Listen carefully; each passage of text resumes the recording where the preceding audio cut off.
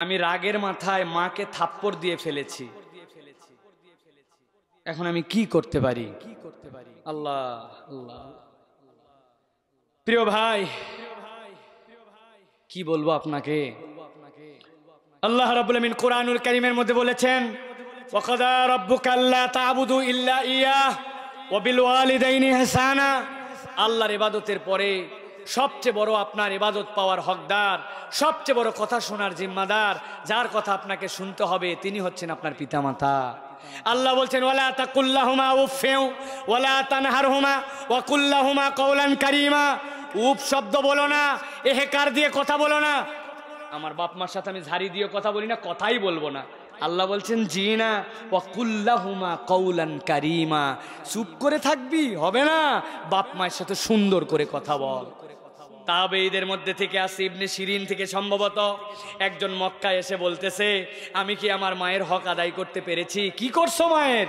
বলে, আমার মাকে আমি মাথার মধ্যে করে মিশর থেকে নিয়ে আসছি, আসার পরে আমি হজ করাইছি, তাওয়াফ করাইছি, সাই করাইছি, সব করাইছি। আমার মাকে কোলে করে আমি হজ শেষ করাইছি, মিনা মুজদালিফা আরাফা। আমি কি আমার মায়ের হক আদায় করছি? উনি বলতেছেন, তোমার মা তোমারে 9 মাস যে পেটে নিয়েছিল তার একদিনের হকও আদায় করতে পারো না। আপনি আপনার মাকে থাপ্পড় দিয়ে দিছেন। আহারে, কি করবেন? বাঁচা তো লাগবে, জাহান্নাম থেকে বাঁচা লাগবে। জড়ায় ধরেন পা, বেঁচে থাকলে তার কাছে যাই ক্ষমা চান। কেমনে ক্ষমা করবে আপনি জানেন না। আপনি শুয়ে পড়েন মাটিতে, আপনার মাকে তার পা আপনার মুখের উপরে তুলে দেন, দিয়ে বলেন, মা তুমি আমাকে মাফ করে দাও, জীবনে একটা ভুল করছি মা, আর কোনোদিন ভুল করব না। কেবল এইটুকুই নয়, কোরআন বলতেছে কেউ যদি প্রকাশ্য ভুল করে তাহলে আল্লাহর কাছে তওবার পরে তাকে প্রকাশ্য কিছু নেক আমলে আপনাকে প্রমাণ দিতে হবে। আপনি এরপরের থেকে মায়ের জন্য এমন বিনয়ী হবেন, এমন কথা বলবেন, এমন দান সদকা করবেন, এমন নামাজি হবেন, এমন ইবাদত গুজার হবেন, আপনার মা যেন বুঝতে পারে ওই ভুলের পরিবর্তে আমার সন্তান আজকে এরকম করতেছে, তবে যদি আল্লাহ মাফ করে। আল্লাহ নবী বলছেন, যাও লাক্কিনু মাউতাকুম, তোমাদের মৃত ভাইদেরকে তালকিন করো লা ইলাহা ইল্লাল্লাহ। ওকে বলতে হবে না, আমরা ভুল বলো, মরা মানুষকে বলো, বলো লা ইলাহা ইল্লাল্লাহ, বলো লা ইলাহা ইল্লাল্লাহ বলো। ও তো উল্টা বলে দিবে, তখন ওর তো তখন জীবন যাওয়া আসার অবস্থা। আল্লাহ নবী বলছেন, পাশে যেয়ে বলো লা ইলাহা ইল্লাল্লাহ, লা ইলাহা ইল্লাল্লাহ। ও যেন মুখ দিয়ে বলে। ইয়া রাসূলুল্লাহ, সাহাবীর তো কালেমা আসে না, সাহাবীর কালেমা আসে না। আল্লাহ নবী বললেন, তাড়াতাড়ি তাড়াতাড়ি তার মা আছে কিনা খবর দাও। মাকে ডেকে নিয়ে আসা হলো।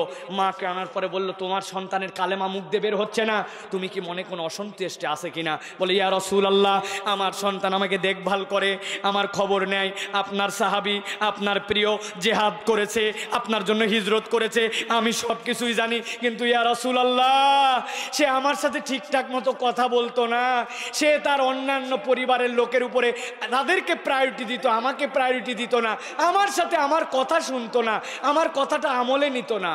আল্লাহ নবী বললেন, কাঠ নিয়ে আসো, আগুন নিয়ে আসো। ও তো যাওয়ার পরেও জাহান্নামে যাবে, দুনিয়াতে জ্বলায় দাও, আগুন দিয়ে জ্বলায় পুড়ায় দাও। মায়ের মন নরম, আমার সন্তানকে পুড়াই দিবেন কেন? বলে, তুমি যদি তারে ক্ষমা না করো পরকালে এই দশায় হবে। উনি বললেন, ইয়া রাসূলুল্লাহ, আমি আমার সন্তানকে মাফ করে দিলাম। সাহাবীরা দৌড় লাগাইছে, যেয়ে দেখে বলতে হয় নাই, বাহির থেকেই তার কালেমা শোনা যাচ্ছে। মায়ের সন্তুষ্টি জান্নাত, বাপের সন্তুষ্টি জান্নাত, মায়ের অসন্তুষ্টি জাহান্নাম, বাপের অসন্তুষ্টি জাহান্নাম। আপনি তওবা করেন আর পিতামাতার খেদমতে রত হয়ে যান, যেভাবে হোক আপনাকে মাপ নিতে হবে। আল্লাহু আকবার, গায়ে হাত তুলে ফেলছেন আপনি। অথচ এরকম অনেক সন্তান আমাদের আছে, মাকে তুই তুকারি করে, হাঁকার মারে, মাকে গুনেই না। একটু আগে আয় বাপ, একটু বাজারে যা বাপ, একটু এই কাজটা করে দে রে সোনা, এই ওদের সাথে মিশিস না রে, এই তুই এরকম করে চলিস কেন, চুলটা এরকম কাটলি কেন, বাপরে তোর আচরণ এরকম কেন, রাখা উল্টো পাল্টা কথা বলবে না বেশি।